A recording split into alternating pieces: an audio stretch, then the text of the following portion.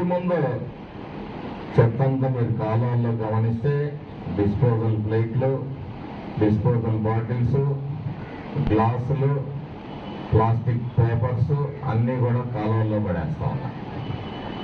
వేయటం అయితే తేలికే కానీ తీయటం చాలా కష్టతరమైన బాధ్యత. అలాంటి పరిస్థితుల్లో ఎంతో ఓపికగా వాళ్ళందరూ అవన్నీ కూడా తీసేస్తూ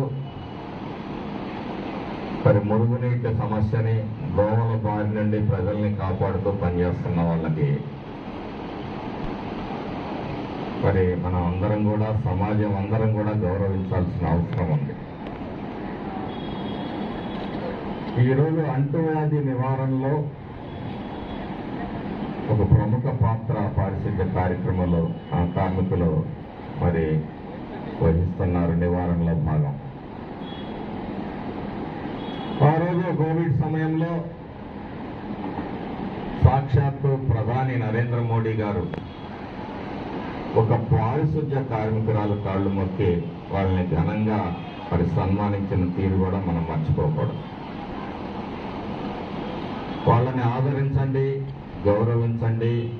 మన కోసం, మన పరిశుభ్రత కోసం, మన పరిసరాల పరిశుభ్రత కోసం పాటుపడుతున్న పారిశుద్ధ్య కార్యక్రమాలకు కష్టం వస్తే సమాజంలో ఉన్న వాళ్ళు కూడా వీలైనంత చేయొచ్చని ఇవ్వాల్సిందిగా కూడా మీ అందరినీ కూడా కోరుతా ఉన్నాను.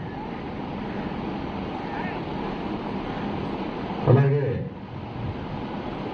మరి ఈరోజు అందరి ఆరోగ్యం కోసం, సమాజం కోసం, సమాజ పరిశుభ్రత కోసం పాటుపడుతున్న